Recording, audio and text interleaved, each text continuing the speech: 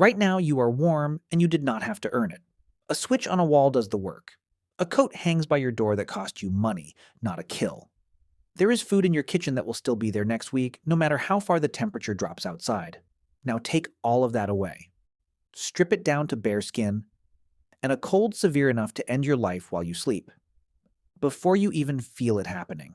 For most of human history, that was not a disaster scenario. That was simply winter. And your ancestors did not face it once. They faced it for hundreds of thousands of years through ice ages that buried entire continents under sheets of frozen water. Every single one of them survived long enough to have children. Who had children? Who eventually had you. Which means every one of them won a fight against the cold that they could not afford to lose. So how did a soft, hairless animal built for the heat of Africa make it through the harshest winters this planet has ever produced? First, understand what they were actually up against because the word winter undersells it badly. The worst of the last ice age hit somewhere between roughly 26,000 and 19,000 years ago. Ice sat directly on top of Europe, Asia, and North America. The land underneath was flat, frozen, and completely exposed, with nothing standing between a person and the wind. Trees were scarce. Food disappeared for months at a stretch. And humans are simply not built for that kind of cold. We come from warm places, and our bodies still behave like it. No thick fur, no blubber layer like a seal, no ability to slow the heart and sleep the season away like a bear does. Strip a person's clothing off in real cold, and you are measuring their remaining time in hours, not days. Every animal around them came pre-equipped for the cold. Mammoths carried fur and fat built in. Cave bears could simply hibernate through the worst months. Reindeer could walk somewhere warmer and keep walking. Humans arrived with none of that. On paper, we should have been among the first species wiped out once real cold set in. Wrong body, wrong environment, worst possible timing. What we had instead was a brain built for planning and hands built for building, and it turned out that combination was just barely enough. There was no single trick that carried them through. It was a long accumulation of small fixes, each one solving a problem that would otherwise have killed them outright. It starts with fire, because nothing else on this list works without it. Humans had already been using fire for an enormous stretch of time by the time the deepest cold arrived, likely somewhere around 300,000 to 400,000 years. Archaeologists digging up Ice Age hearths in what is now Ukraine expected to find crude little fire pits. Instead, they found carefully constructed fireplaces, one of which had burned hot enough to reach over 600 degrees Celsius, well over 1100 degrees Fahrenheit. When wood ran out on the open treeless plain, people burned animal fat and bone instead. Fire supplied heat, cooked food, hardened tool tips, and stretched the short daylight hours with something to see by. Fire alone was not portable, though. Step away from it, and the cold is right there waiting. So people did something no other animal on the landscape could do. They took the insulation off other creatures and wore it themselves. At first this was simple, a hide draped over the shoulders, and there is direct physical evidence for how far back this goes. Cut marks on bare paw bones found in northern Europe, dated to roughly 300,000 years ago, show precisely where someone sliced to pull the pelt off cleanly, the exact technique you would use to harvest a wind and waterproof fur cloak. But a loose hide leaks heat through every gap at the seams, and that is not nearly enough for a true ice age. The real fix arrives around 30,000 years ago, and it is almost comically small: the sewing needle, a sliver of bone or ivory with a tiny hand-drilled eye. One researcher has called it a serious contender for the most consequential invention in the human story, and it is hard to argue. A needle means fitted seams instead of a draped hide, layers that actually seal, sleeves that close at the wrist. There is a real difference between a blanket thrown over your shoulders and a coat built to your body, and the needle is the entire reason that difference exists.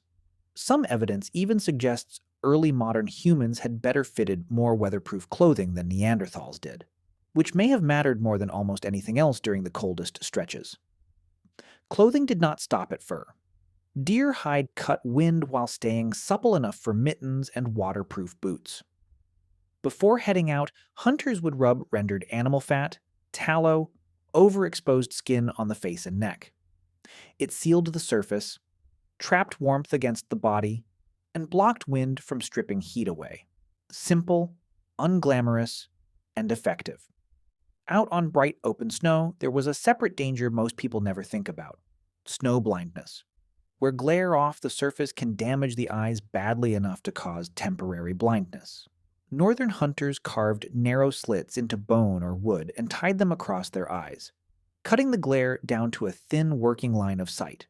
The earliest known sunglasses carved from bone. The image of a caveman hiding in a natural cave misses most of the actual story, because a great deal of this population built their own shelters from scratch. On the open plains of what is now Ukraine and Russia, there were no caves nearby and barely any timber, so people used the one raw material lying everywhere in enormous quantity: mammoth bone. At a site called Mijirich, archaeologists uncovered round dwellings built almost entirely from mammoth skeletons. Skulls and heavy leg bones anchored the base. Ribs and curved tusks arched upward to form the frame. A single house could contain hundreds of individual bones. The structures were sunk partway into the earth and packed with hide, moss, and soil for insulation, holding in enough warmth to keep a family functioning through the coldest months on record. The largest known example is roughly 18,000 years old, built right in the harshest window of the Ice Age, and shows signs of repeated use across generations. It is some of the oldest deliberate architecture we have ever found, homes built out of the largest animals on the continent.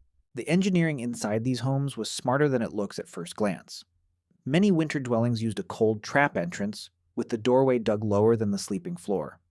Cold air is heavy, so it sank and pooled near the entrance, while warmer air naturally rose to where the family actually slept. They had worked that principle out tens of thousands of years before anyone could explain the physics behind it. Snow itself became a building material too, which sounds backward until you have actually stood inside a snow-packed shelter. Snow insulates extremely well. Thick walls of it around a structure can keep the interior close to freezing even while the outside air drops far below that. Long before anyone refined the igloo, people already understood that the space beneath a snowbank ran warmer than the open air above it. Location mattered as well. Groups sheltering inside forests fared better than those on open ground, since a stand of trees blocks an enormous amount of wind on its own.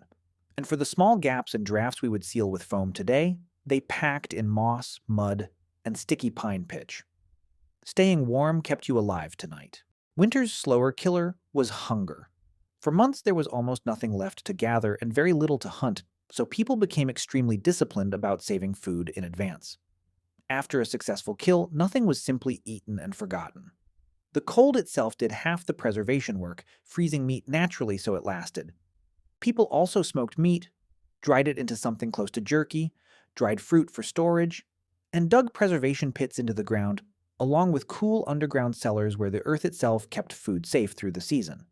There is even evidence that mammoth meat was weighted down and sunk into cold ponds, functioning as a natural refrigerator. None of it required power, and none of it could fail during a storm the way a modern freezer can. Almost nothing from a carcass went to waste, with people extracting every usable calorie from an animal in a way that is genuinely hard to picture from inside a world where half of what gets bought ends up thrown away. The hunting itself was organized rather than opportunistic. At a site in eastern France near a tall limestone outcrop, Ice Age hunters used coordinated fire and teamwork to drive entire herds of wild horses and reindeer into a natural trap. Not once, but repeatedly across tens of thousands of years at the same location. Kill in bulk, preserve everything, and stretch it across the cold months. That single strategy accounts for a large share of why these populations survived at all. Here is the detail easy to overlook.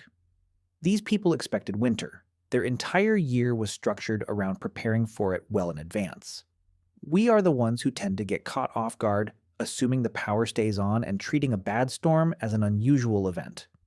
For them, there was no such surprise because a huge portion of every year was spent readying for the cold months ahead. They also leaned heavily on each other. Far more people lived under a single roof in far less space than most of us would tolerate today, and that was entirely intentional. Body heat is a genuine, measurable heat source once enough people are packed closely together. A person with an entire room to themselves was not fortunate. They were cold and exposed. It was disproportionately people living alone, especially the elderly, who died first during a severe cold snap, simply because there was no one nearby to share warmth with. That does not mean these communities were peaceful by default. Life under those conditions was brutally hard, resources were finite, and at times humans became a threat to other humans directly. There is solid evidence that some Ice Age populations turned to cannibalism during periods of extreme scarcity when the alternative was starvation. People also used animals as a heat source directly. In particularly brutal winters in medieval Europe and Russia, families brought livestock into the ground floor of the home, letting the body heat of cows and sheep rise up and warm the living quarters above. You were, quite literally, living on top of your own furnace, and the furnace had a heartbeat. In some populations, the body itself adapted. The Yagan people, living at the southern tip of South America in brutally cold, exposed conditions while wearing minimal clothing, developed a noticeably higher resting body temperature and generated more internal heat than most humans do. They also used a deep squat position at rest that tucked the limbs close to the torso and reduced heat loss. Their answer to the cold was not primarily built from fur or fire. It was their own metabolism, turned up. And then there is the strangest possibility of all. At a Spanish site known as the Pit of Bones, researchers studying early human ancestors, roughly 430,000 years old, found something unusual in the skeletal remains. Cyclical damage, seasonal growth interruptions, patterns of stalled and resumed development, including signs consistent with reduced sun exposure in teenagers. It closely resembles the pattern seen in animals that hibernate, where the body slows dramatically, feeding stops, and the body begins drawing on its own reserves. Some researchers have proposed that populations without enough stored fat to survive a punishing winter may have retreated into caves and allowed their bodies to slow into something resembling deep torpor to wait the season out. It remains genuinely unsettled science, and plenty of researchers argue the bone damage has other explanations entirely. But the fact that serious scientists are still debating whether your ancestors might have partially hibernated tells you something about how extreme this problem actually was. For hundreds of thousands of years, simply reaching spring was never guaranteed.